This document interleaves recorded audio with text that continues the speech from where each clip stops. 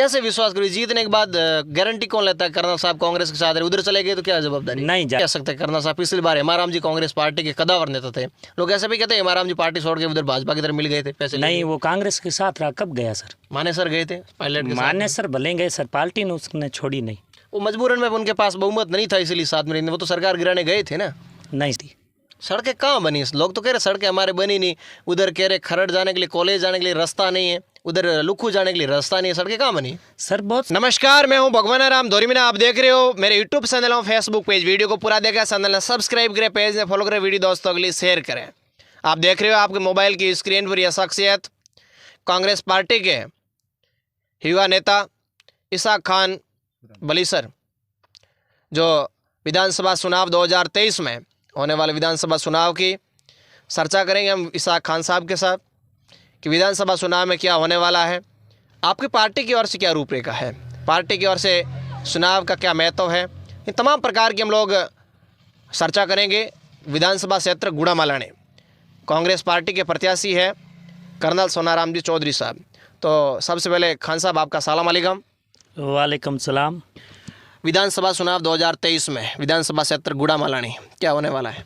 बहुत अच्छा होने वाला है। कैसे आपके पार्टी के प्रत्याशी कर्नल सोनाराम चौधरी, कैसा रुझान है, कैसे देखते हैं? बहुत रुझान अच्छा है साहब। कर्नल सोनाराम जो कांग्रेस के प्रत्याशी है, ये यहाँ से लगभग 40-45 हज़ार वोटों से जीत रहा है आज की तारीख में।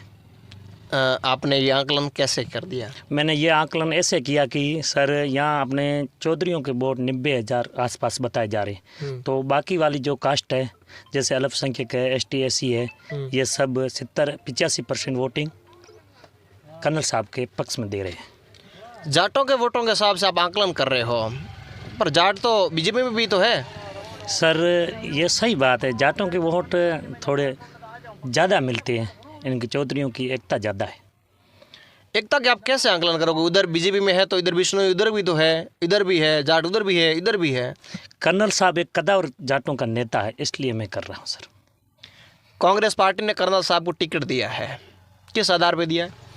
ये सर पुराना जाटों का कद्दावर नेता है और 4 बार ये MP रहा, 3 बार कांग्रेस से, 1 बार उधर चला गया था, और ये अच्छा इंसान है, 1 बार भी विधायक रहा है, इसलिए इनको जनता 36 कौम इसको वोट देने के अच्छुक है सर। 36 कौम के ये नेता माने जाते हैं। जब 2008 में ये जो कर्नल साहब विधायक थे बायतू से, तो इनके और गहलोत साहब का आपस में बनती नहीं थी? वो सर मुझे ध्यान नहीं इसके बारे में। अभी गहलोत साहब की सरकार बनने जा रही है, ऐसा कह रहे हैं आपकी पार्टी के लोग, या फिर कांग्रेस की सरकार बनने जा रही है, लेकिन आपको ऐसा नहीं लग रहा कि कर्नल साहब यहाँ से जीत भी गया तो गहलोत साहब से मंथन कैसे करेंगे, आपस में बातचीत कैसे बैठेंगे? नहीं सर, ये पार्टी का कांग्रेस के सिंबल पे चुनाव लड़ रहा है तो ये सिंबल के साथ रहेगा। कैसे विश्वास करिए, जीतने के बाद गारंटी कौन लेता है? कर्नल साहब कांग्रेस के साथ रहे, उधर चले गए तो क्या जवाबदारी? नहीं जाएगा सर, ये मेरे को गारंटी है। क्यों? कांग्रेस के सिंबल पे चुनाव लड़ रहा है, इसलिए अपन जनता जो वोट दे रहे हैं तो सिंबल पे दे रहे हैं, इसलिए वो अपनी पार्टी के साथ रहेगा।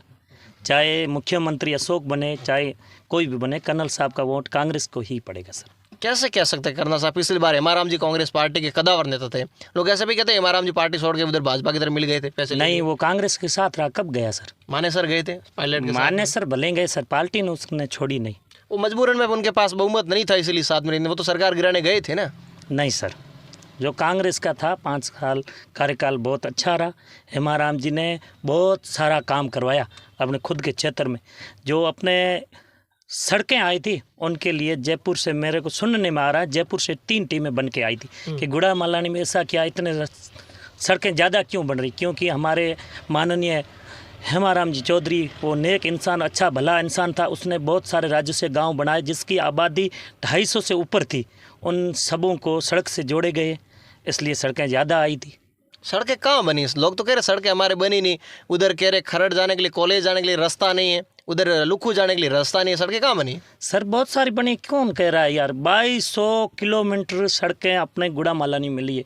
ये मैंने एक दिन कोई मीटिंग थी कांग्रेस की, उसमें खुद बता रहे कि साहब इतनी रास्ता दे दिया, 2200 किलोमीटर से ज़्यादा सड़कें बनी है सर। कौन कह रहा है? हमारे ग्राम पंचायत बलीसर में भी बनी है, जो लालानी मेघवाड़ों की ढाणी, और एक मुसलमानों की डाणी से जो जम शक्ति गांव बना है उसमें भी सड़क बनी।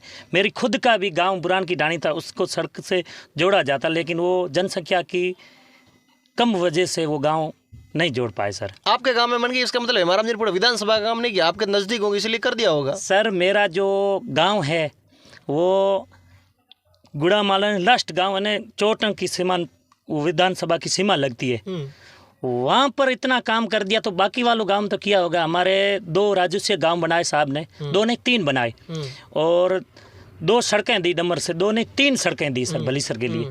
तो भलीसर लास्ट गांव है, इसमें इतना दे दिया तो बाकी वालों तो गांव सड़कें दी होगी, इसमें कोई दोहराया नहीं है। ये विपक्ष कहता है तो कहने दो, इनके क्या मंतव्य है सर। कांग्रेस पार्टी ने और हेमाराम जी ने अच्छा काम किया है। अब यहाँ के लोग हैं बीजेपी वाले लोग हैं, वो कह रहे हैं कि हमें तो कुछ दिया नहीं, हेमाराम जी पक्षपात करते थे। सर बीजेपी वाले तो ऐसे ही बोलेंगे और क्या बोलेंगे, उनके पास दूसरा कोई ऑप्शन ही बचा नहीं, तो यही बोलेंगे और क्या। हेमाराम जी ने ऐसा क्या काम किया जो बहुत ऐतिहासिक हुआ है? मेरा तो सर मेरे एक दादाजी के नाम से गांव भी बनाया और हमारे वहाँ मुसलमान और अल्पसंख्यक के लिए शिक्षा के लिए क्या बच्चे पढ़ने के लिए स्कूल जाए तो जाएँ कहाँ से, तो रास्ता नहीं था, तो उसने प्राथमिक विद्यालय 5वीं कक्षा तक विद्यालय भी खोला है। तो वहाँ पर आज की तारीख में 40 का नामांकन अल्पसंख्यक और एसटी के बच्चे वहाँ पढ़ रहे हैं, तो उसका भविष्य अच्छा रहेगा। ये हेमाराम जी की देन है सर। वहाँ पे शिक्षक कितने? शिक्षक सर 2 हैं। अच्छा जी सर। नहीं, पर आपके तो ऐसा नहीं लगता कि उर्दू को विद्यालय खोलना सही है, आपके उधर नहीं खोला? सर वो अभी अगले चुनाव में हम कर्नल साहब जीतेगा जब खुलवाएंगे सर इंशाल्लाह। मदरसा खोली क्या? हाँ मदरसा तो सर अगले टाइम में करवाएंगे सर। अगले टाइम में सब ये वादे यही करते हैं कि सब आएंगे। कर्नल साहब करेगा यार, पूरा विश्वास है सर। कर्नल साहब कद्दावर नेता है किसानों का, जो बोलता है वो सच बोलता है, इसलिए हमारे को भरोसा है। और मंत्री साहब अब की बार जो हम वोट दे रहे हैं उसने कहा है हम तो सर नसीब वाले हैं, दूसरे में प्रत्याशी 1 मिल रहा है, हमारे को 2 प्रत्याशी मिले हैं। एक कर्नल सोनाराम जी चौधरी जो प्रत्याशी कांग्रेस के सिंबल पे लड़ रहा है, दूसरा हेमाराम जी चौधरी जो कहता है वो करता भी है सर। आपके ओर से दर्शकों को कुछ कहना चाहो तो? सर दर्शकों को ये मैं कहना चाहता हूँ, सभी जो ग्रामवासी विधानसभा गुड़ामालानी उनसे मेरा निवेदन है कि 25 तारीख को अपने हाथ का सिंबल पे बटन दबा के भारी मतों से विजय बनाए कर्नल सोनाराम चौधरी का।